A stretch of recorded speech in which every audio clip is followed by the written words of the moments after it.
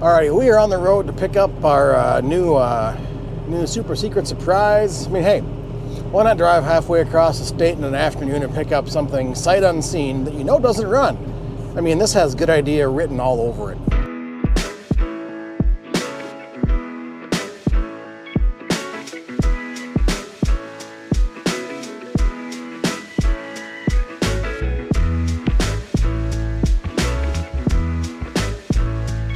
Hey everybody, welcome to the channel. I'm starting out my 2023 making possibly bad decisions. How about you? If you want to see more bad decisions, click subscribe below. Now, what do we mean by bad decisions? Well, behind you, in front of me, is a new acquisition I went out, spent about 5 hours retrieving today. It should have taken, I don't know, 2.5 hours, but traffic in Minneapolis, St. Paul, horrible, going from down here in the state to way over here in the state, and this is all full of traffic. Yeah, horrible. So what did I get? Well, let's find out. I am now the proud owner of a Cushman Truckster. Why? Because I found K-bid in a moment of weakness? No, not really. I've had this Cushman for, I don't know, since 2005. Nope, 2007. Yeah, since 2007. I've had this Cushman. It is electric. It does great for the purpose it was built for. I do a lot of filming at a historical steam show up in northern Minnesota, and it's outfitted with power, lights, tunes, charging stuff for all my cameras, and it works really well up there, and for the most part, it's flat terrain. Our property, as you've seen in previous videos, is not flat, and this sort of challenges the Cushman. I like to have a rig we can set up for spraying our pastures here, taking the garbage cans to and from the street, which is roughly a half-mile round trip, especially in the wintertime. That's horrible. So I like something just a little easier to get around in, a little better suited for this property. So that's why we have this new to us 1999 Cushman Truckster. It doesn't run. I knew that, and I still bought it. Why? I don't know. Because I thought it would be fun. It'd be a fun project to work on and kick my car out of the garage for hopefully only a few days, which will probably end up being more like 2 to 3 weeks because, well, if it goes down the hill, it doesn't come back up without the Bobcat pushing it. So, yeah, that sounds real fun. Anyways, what are we looking at? In all seriousness, like I said, it is a 1999 Cushman Turf Truckster with the 3-cylinder, yes, 3-cylinder Suzuki engine, which does not run. Right. It has a hydraulic dump box, which around here is going to be excellent. It has a really big box cargo space all by itself for pasture sprayer, for yard work, for hauling stuff around. And it's better built. It's got an actual 3-speed automatic transmission with a 2-speed rear end. So I think that will be much better around here than a 36-volt 1984 GE powered electric Cushman. I love that one to death, but I think this is going to be a lot better for us here. Now I do have the hydraulics here. I've got to read more about it. I mean, I kind of looked at it and bought it. This is probably as close to sight unseen as I will go for an auction. I had a buddy go check it out. Thank you, Fred. He actually picked it up too because it was not convenient for me to pick it up on the pickup day. So we have, like I said, that 3-cylinder engine, which got 3,700 hours on it, and the information I have is it was running and then stopped running, but otherwise has been running, and I see they've been keeping up on oil. We had Fred check all the fluids. Everything is where it should be and the right color, so I'm not worried about engine damage. It turns over, it does not start. The engine sounds healthy, battery sounds healthy, no knock, no noise. So it's more of a figuring out back here what the issue is. If we look under the hood, it's pretty easy to see that somebody's been here. Didn't notice this until we checked it out more in depth tonight, so that's wonderful. This looks like a sensor for brake pressure, brake pump. Yeah, that's nice. That's a wire that shouldn't be cut off. Yeah, I don't know. That's interesting. But looks like I should replace that or fix it. It does have a horn. The horn works. More relay stuff here. Wires have been, looks like stripped, not rodent chewed, but otherwise damaged. We have more bare red wires over here to another relay. So I got to figure out what those go to. But the big thing is, oh look, here's more stuff. It's a plug. There's a magical plug in here too that may be the Diagnostics jumper plug, who knows. The biggest issue is, like I was trying to say before I distracted myself, it's a crank but no start. So Fred, being the good friend he is, took it upon himself to start digging into this thing. Fuel, air, spark. Well, clearly we have air. This actually does have EFI on it, and it has OBD1, so that gives me the ability to try and do some very rudimentary diagnostics on it and see if the system tells me if something is amiss. We'll see how we can do with that. But Fred did check the fuel pump. There is no 12 volts going to the fuel pump when you turn the ignition on. But if you put 12 volts directly to the fuel pump pumps, and he can hear, or he could hear, fuel circulating through the pump, through the bypass and back into the tank. So that tells me at least the fuel pump is working. That was kind of my quick, let's hope it's that and move on with life. Well, it's not. So next my diagnosis is going to be start looking at those relays, find out which relay is for the ignition, because I want to see if we're getting, well, if we're getting fuel pressure, we're likely getting fuel into the fuel rail.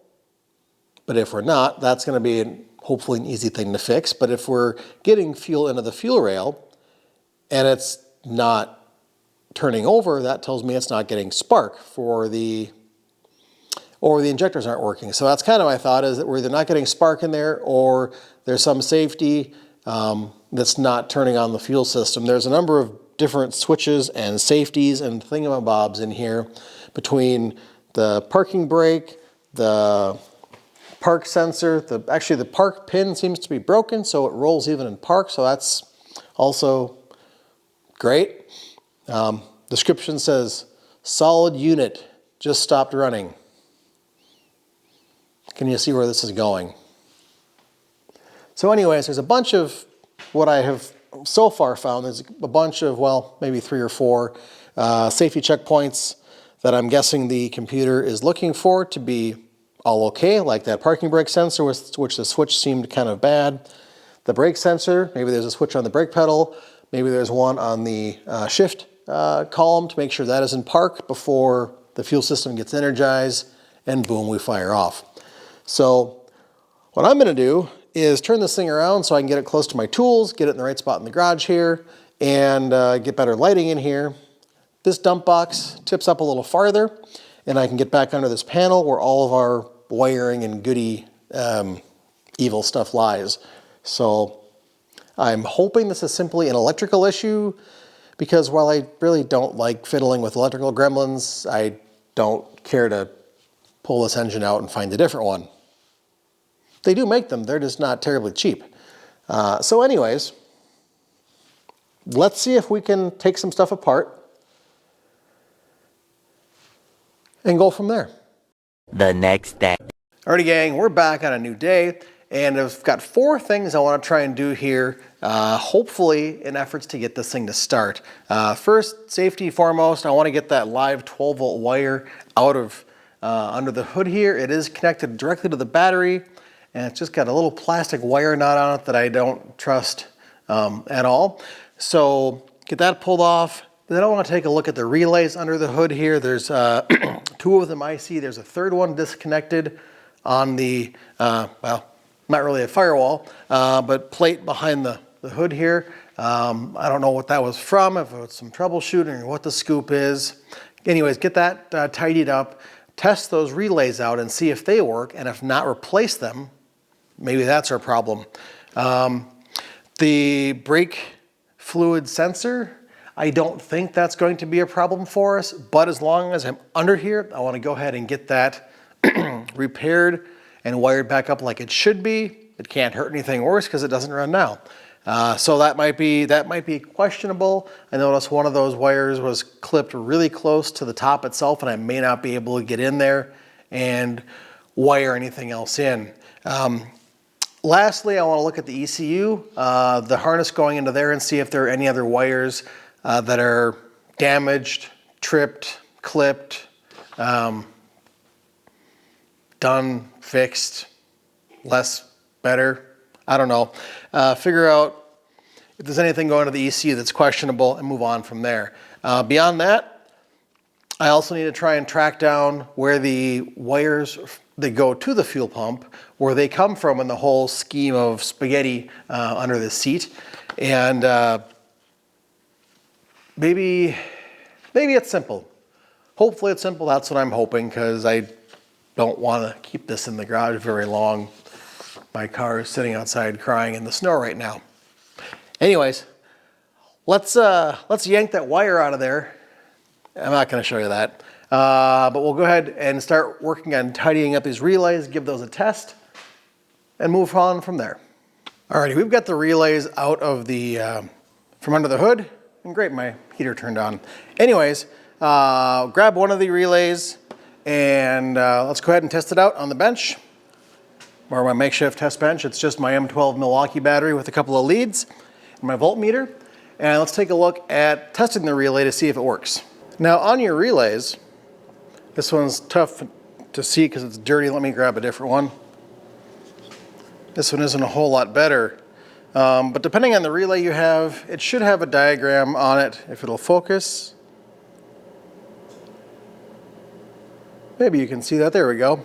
It'll have a diagram of the pins on the underside and how they're laid out. And typically you're going to have 4 or 5 pins on your relay. These 2 here, if you apply 12 volts to them, it should close the coil inside, completing the circuit, and then your power flows through to these 2. Oftentimes this 5th one here in the middle is just an extra and not needed. So let's do this. Let's take my ohm meter, and if this is good, you should have some reading for resistance in ohms across these 2 pins. If it's not, typically it may indicate that this is bad, and just looking at it, it looks kind of green and scuzzy. Let's see. So we've got our relay here. I want to take my 2 leads, set at ohms, put them across these 2 leads here, these 2 pins, and I should see something, and you see the same thing I see is nothing. I don't see anything there at all. Now, just as a second test, we can apply 12 volts to it, and we should hear a click. So let's just take positive from my M12 and a negative. I don't hear any noise. So in my mind, this tells me that this relay is very questionable. This relay was just screwed to the back of the hood or frunk. Let's call it a frunk. It's kind of like a Tesla, but not. There's no engine there, but we're going to call it a frunk.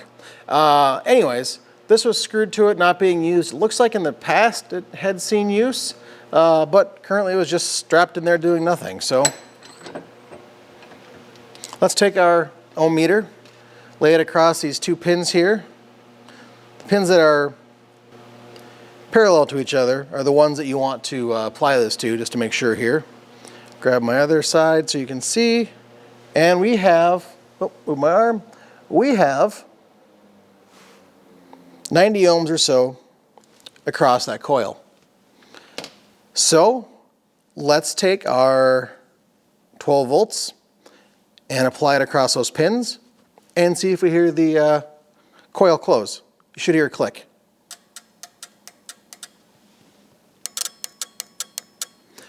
That is a very good sign.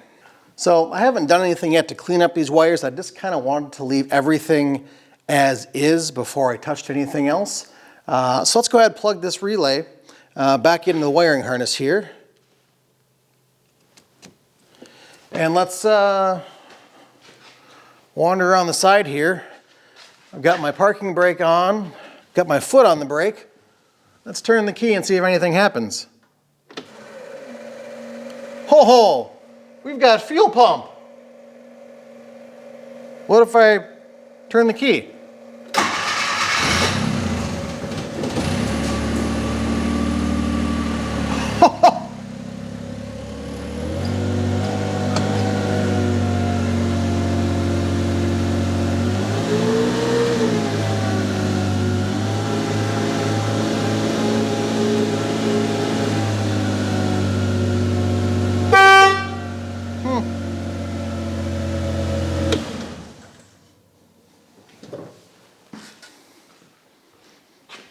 Holy crap, it works.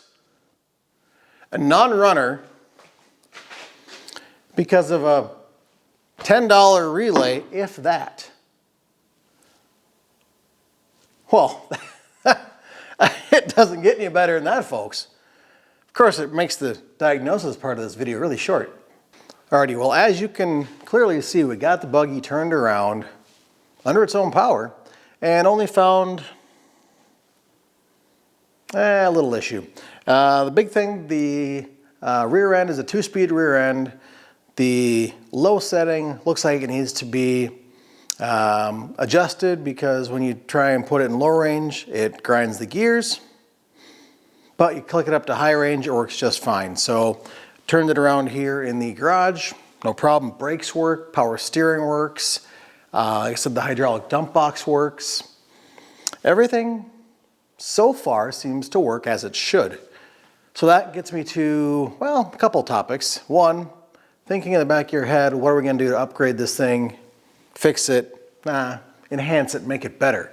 Because you can't just leave it as is. It's got to be improved upon, right? Wouldn't be YouTube if you're not making something better. But for now, what I want to do is get the wiring cleaned up under here like I was talking about. I thought, let's cut all the break points, put shrink wrap over it, solder it back together, throw it back in the split loom tube and call it a day. For better or worse, I'm just going to wrap what's here and exposed in electrical tape. That's going to take care of anything rubbing and shorting against each other and put it back in the split lube and call it good. Why? Because cut wires, there's more places for failures in the future. Since it's going back in split loom,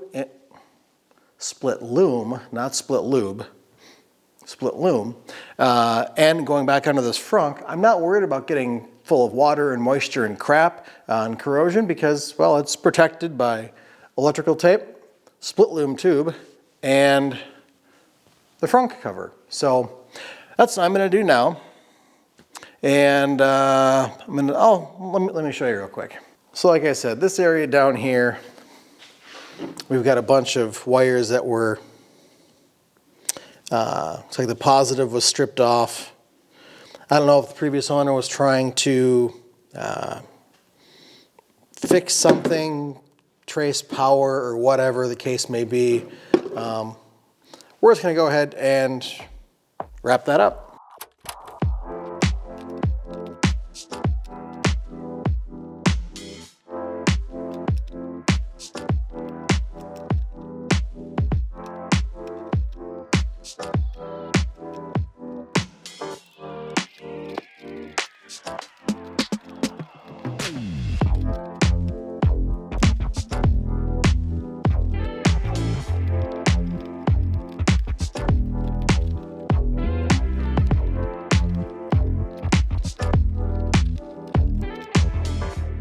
Alrighty, so now I've got to go ahead. There's a couple of screws that were just laying here in the frunk. Go ahead and screw those relays back up into position, which will get this wiring all tidied up. I may have some over there, some little larger split loom I can just encase the rest of this thing with, because part of it's starting to deteriorate a little bit. And if I can just tidy things up a little bit more, I would like that. So I'm gonna go ahead and wrap this up, and then we'll probably come back and see if we can take a look at this brake pressure wiring, and see what we can do there. Alrighty, well, I've gone ahead and taken apart our Girling cap for the brake fluid, and we've got our 3 wires in here, and you run an ohm meter across these 2 here, slides up and down, and there is resistance. So my assumption is that when this gets to a certain point, it triggers a certain resistance level, and light comes on the dashboard. Now, I don't know why, but this was cut off. I can't tell you why, but we're going to put it back. So what I've done is went and grabbed some trailer harness wiring, because that's really all I've got handy. And I'm going to extend these leads, especially this one here that got cut off super short. I almost wonder if there was some foul play afoot with this, because, yeah, why would you cut that off? Anyways, I'm going to go ahead and solder these on and bring it over to the Cushman, where we can go ahead and attach to the other wiring harness and see if that does anything for us.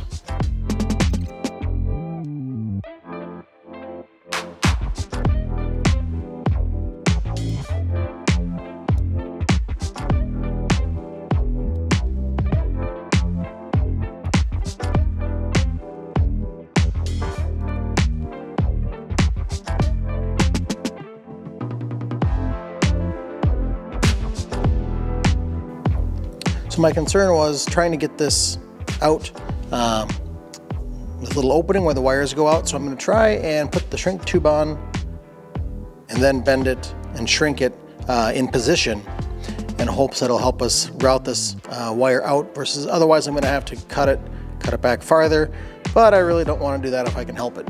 Anyways, let's get some shrink tube on it.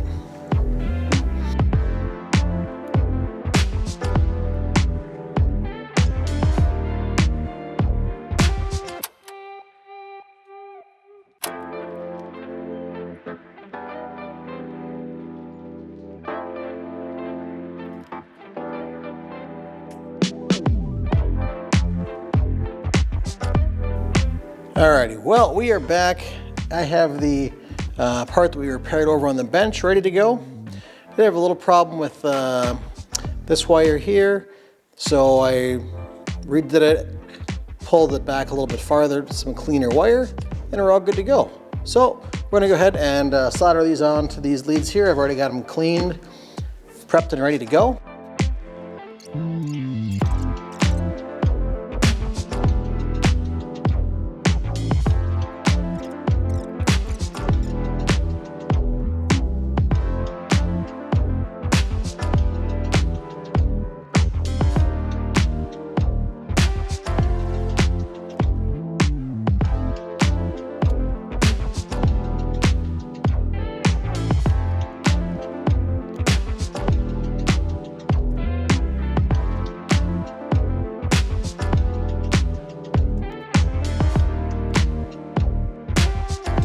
I'm just gonna go ahead and put this back on, kind of carefully, I guess.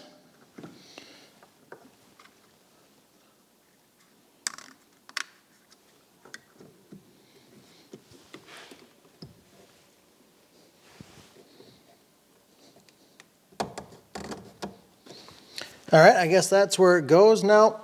I don't know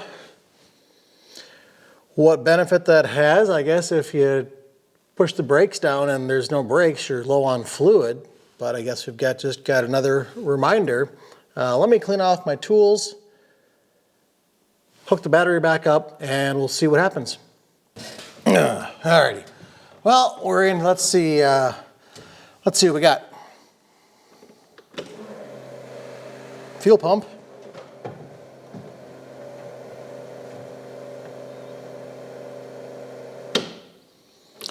Really don't have anything else in the dash, so let's see.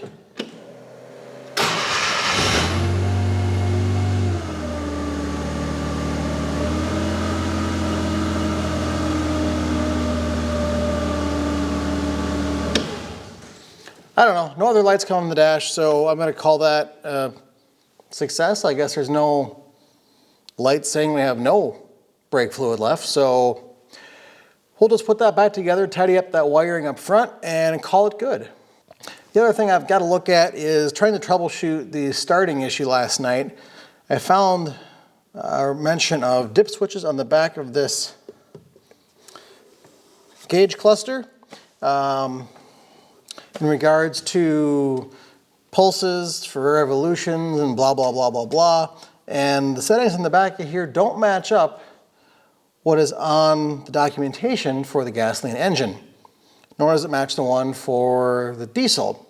So I wonder if somebody else, somebody's been here, fiddled with those dip switches, got knocked mistakenly, who knows. Maybe I'll put them back where they should be and try it. Maybe I just don't care because it seems to read RPMs now. Yeah. Alrighty, well that's gonna do it for this episode, I guess.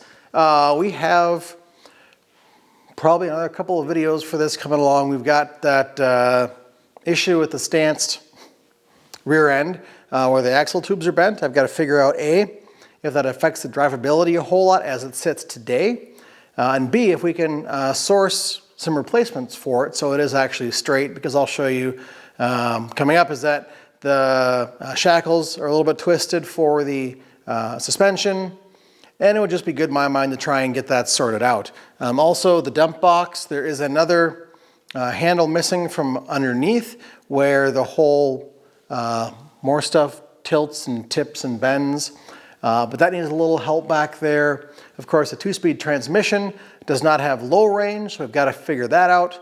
But really, so far, all I'm into it so far is about $7 for a new 12-volt plug-in for cell phone charger, whatever you're going to put in here. May get some LED headlights because out in the country everything is dark, so LED is good. Safety. I don't know what I'm going to do. Am I going to paint it up, clean it up, get new stickers that aren't bright pink? You know, how far do we want to go with this? So drop your comment below. I know the back tires, at least one of them is bald on the inside where the axle tube is bent. The driver's side is fine, so if we have to replace the tires, maybe we go something with a little more grip on it than turf, because, well, yeah, we have turf out here, but something with a little more meat may be a little more helpful, especially in our hilly and unfavorable climate sometimes of the year, especially in the spring or after any rain. So yeah. Anyways, be sure to hit that subscribe button below and hit that notification bell so when we put out more content about this thing or any of our other multiple projects floating around here, you're notified. Yeah, thanks for watching, and again, in this instance, I got lucky on a sight unseen auction. You're really only one mouse click away from a really bad decision. Stay tuned till next time. Bye-bye.